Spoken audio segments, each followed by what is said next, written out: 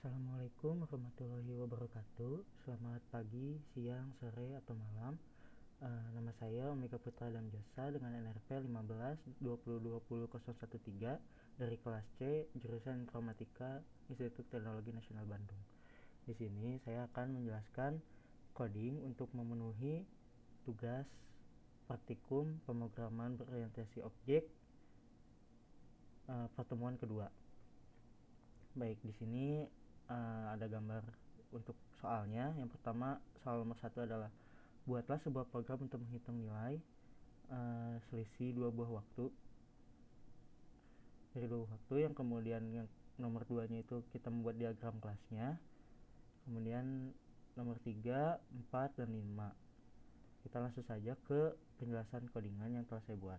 Di sini saya yang pertama membuat package di selisih jam, kemudian membuat main class selisih dan juga main class jam. Saya pertama membahas untuk kelas jam dulu. Di dalam kelas jam ini saya terdapat 3 buah variabel, di mana jam ini untuk variabel jam, kemudian ini untuk variabel menit,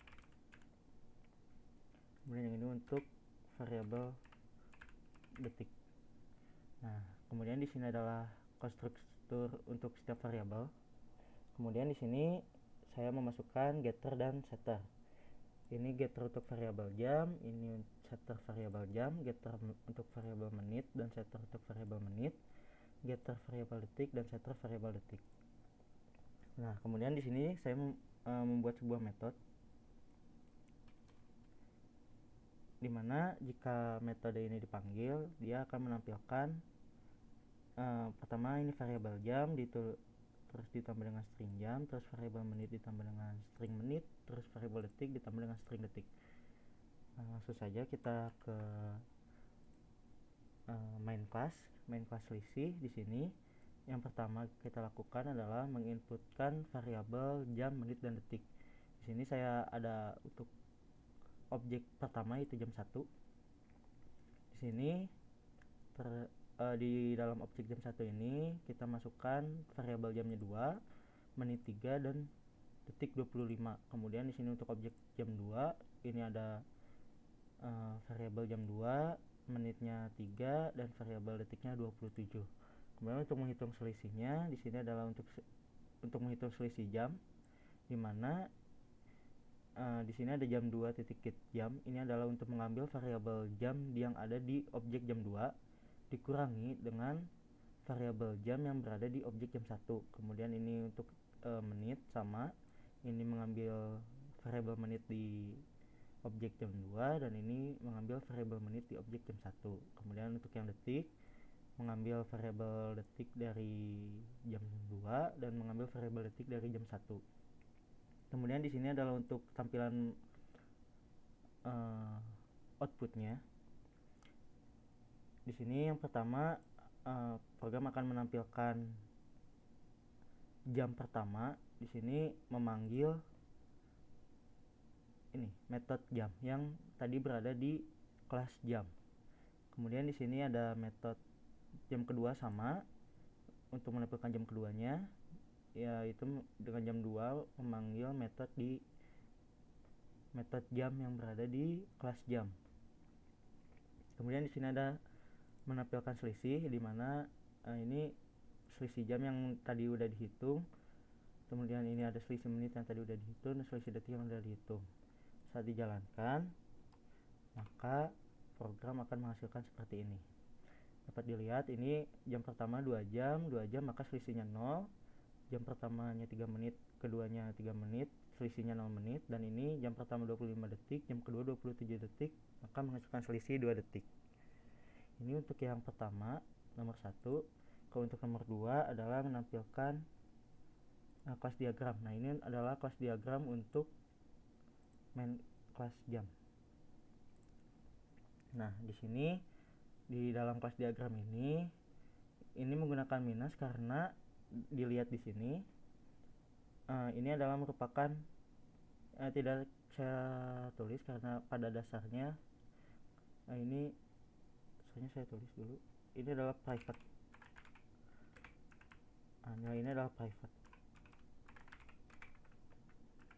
Nilai dari variabel ini adalah private. Jadi kenapa di situ saya menggunakan di sini negatif, karena untuk variabel jam, menit, dan detik merupakan private, dan private itu tandanya negatif. Dan kemudian di sini ada untuk getter dan setter dari masing-masing. Untuk getter dari masing-masing di sini ya tandanya plus karena merupakan publik, jadi bisa diakses oleh kelas lain. Kemudian di sini juga untuk method jam di sini plus juga karena bersifat publik. Kemudian untuk nomor 3 itu adalah buatlah sebuah program untuk menentukan apakah suatu bilangan input user adalah bilangan prima genap atau bilangan prima ganjil dengan menggunakan prinsip kelas, objek, method, dan atribut. Di sini yang pertama adalah saya membuat main class, yaitu menentukan prima atau tidaknya bilangan. Kemudian di sini ada kelas itu bilangan. Di sini di kelas bilangan ini terdapat dua variabel, yaitu angka dan dibagi. Ini yang merupakan integer. Kemudian di sini tetapi untuk konstrukturnya saya hanya menggunakan mengambil variabel angka saja, karena yang nanti diambil keluar, yang bisa diakses oleh luar itu hanya variabel angka, karena ini bersifat private. Itu bersifat private.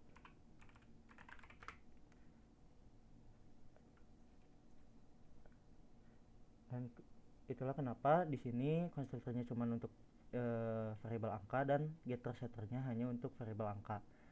Kemudian di sini ada method lagi. Saya membuat method prima void, dimana ini adalah untuk menentukan apakah angka yang nanti diinputkan oleh user adalah prima atau tidak, dan primanya itu prima genap atau prima ganjil jika prima. Dimana di sini integer dibagi ini digunakan sebagai penentu apakah bilangan yang diinputkan itu dibagi berapa kali, apakah sekali atau 2 kali atau mungkin lebih, karena bilangan prima itu hanya bisa dibagi oleh 2 bilangan, yaitu bilangan 1 dan bilangan dirinya sendiri. Seperti di sini, makanya untuk menentukannya saya menggunakan operasi for, dimana untuk integer i sama dengan 1 sampai i kurang dari sama dengan angka ini setiap selesai maka ini akan ditambah. Maka di sini modular atau hasil bagi, sisa bagi, jika sisa bagi dari angka yang dibagi oleh i ini sama dengan 0, maka yang dibagi ini sama dengan dibagi ditambah 1. Jadi kan awalnya dibaginya 0. Jika misalnya satu angka itu saat dibagi dengan i ini nilainya 0, maka dibagi ini akan bertambah menjadi nilainya 1. Begitu seterusnya hingga menghasilkan sisa baginya 0. Nah, setelah melalui proses ini sekarang menentukan apakah bilangan itu prima genap, prima ganjil, atau bahkan bukan prima sama sekali. Yaitu jika angka untuk bilangan prima genap, jika angka yang diinputkan jika sisa bagi angka yang diinputkan dengan 2 itu sama dengan 0, dan yang nilai yang dibaginya itu sama dengan 2, maka bilangan tersebut merupakan bilangan prima dan juga bilangan genap. Jika tidak, jika angka yang di sisa baginya tidak sama dengan 0, maka angka itu merupakan bilangan prima ganjil. Dan jika tidak kedua-duanya, maka itu bukan bilangan prima. Nah, di sini langsung ke main void-nya. Di sini adalah untuk menginput, itu import Java util scanner in new scanner. Ini untuk menginputkan data nanti. Nah, di sini bilangan bil sama dengan new bilangan in next integer. Di sini nanti user disuruh untuk memasukkan angka yang mereka ingin tes, apakah angka itu bilangan prima genap, prima ganjil, atau bahkan mungkin bukan prima. Kemudian di sini fungsinya untuk memanggil metode prima yang ada di kelas bilangan. Ini langsung saja kita coba jalankan. Nah, di sini misalnya contoh 2. Nah, di sini langsung muncul angka 2 merupakan bilangan prima genap. Nah, kemudian kita coba lagi. Misalnya angka 3. Nah, 3 itu ternyata merupakan bilangan prima ganjil. Dan jika contoh untuk yang bukan bilangan prima, di sini contohnya 4, maka di sini akan langsung memberitahukan kalau angka 4 bukan bilangan prima. Ini untuk nomor 3. Kemudian untuk nomor 4.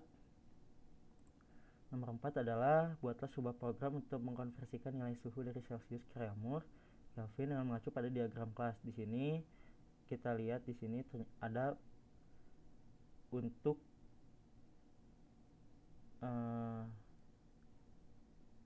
variabel temperatur, dan di sini ada beberapa metode yaitu untuk suhu, get Reaumur, get Fahrenheit, dan get Kelvin. Langsung saja kita buat codingannya di sini dengan paket konversi suhu. Maaf, di sini ada, harusnya tidak ada dulu ini. Baik, di sini langsung saja saya jelaskan. Awalnya ada ini main kelasnya itu konversi suhu, dan di sini ada kelas suhu. Untuk kelas suhu di sini kita menggunakan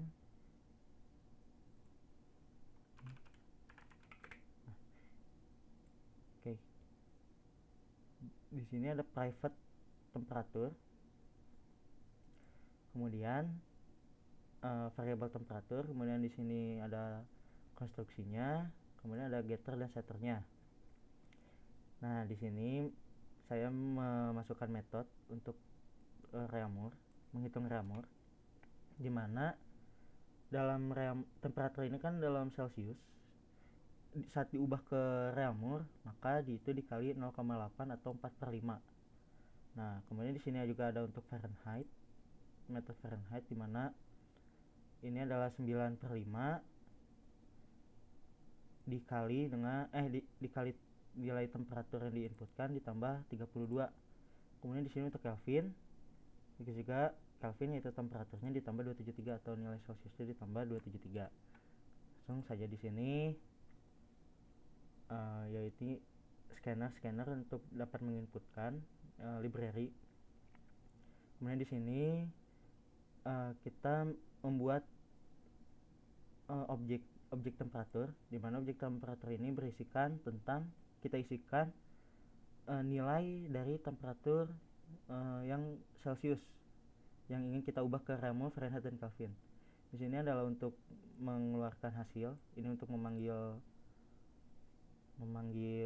metode Reaumur, ini untuk memanggil metode Fahrenheit, dan ini untuk memanggil metode Kelvin, yang dimana awalnya kita ubah dulu menjadi 0, 0, dan 0. Langsung saja kita coba jalankan. Baiklah, misalnya masukkan temperatur dalam Celsius, misalnya 1 derajat Celsius itu sama dengan 0,8 Reaumur, 33,8 Fahrenheit, dan 274 Kelvin. Kita coba lagi dengan angka yang lain, misalnya 10, maka Reaumurnya itu 8, Fahrenheitnya 50, dan Kelvinnya 283. Nah, habis itu kita langsung lanjut ke nomor 5. Nomor 5 di sini ada sebuah persoalan, yaitu di mana Bank ABC menyediakan layanan kepada nasabahnya. Bank ABC mempunyai beberapa cabang, setiap cabang mempunyai ID cabang. Setiap nasabah akan disimpan informasinya seperti nama, nomor rekening, alamat, nomor telepon. Nah, di sini saya akan buat programnya untuk menampilkan nama bank, cabang, dan informasi nasabahnya. Baik, langsung saja kita di sini. Yang pertama itu ada main kelasnya, ini untuk info bank. Kemudian ada kelas bank, cabang, dan nasabah. Kita membahas dari kelas cabang dulu. Di sini saya menggunakan ini relasi komposisi, dimana di sini kita langsung dari package info bank, yaitu public class cabang. Di sini ada private string nama, private string ID. Kemudian di sini ada komposisi konstruksinya. Terus di sini ada getter setternya dari setiap variabel. Kemudian di sini adalah override agar bisa menampilkan di kelas yang lain untuk menghubungkan dengan kelas yang lainnya nanti. Kemudian di sini ada untuk nasabah, di mana nasabah ini adalah ada nama rekening, alamat, dan nomor HP variabelnya, dan ini adalah konstruksinya. Kemudian ada getter setter untuk nama, nomor rekening, alamat, dan nomor HP. Nah di sini juga sama, agar nanti karena ini akan digunakan ke bank, maka menggunakan override public string to string.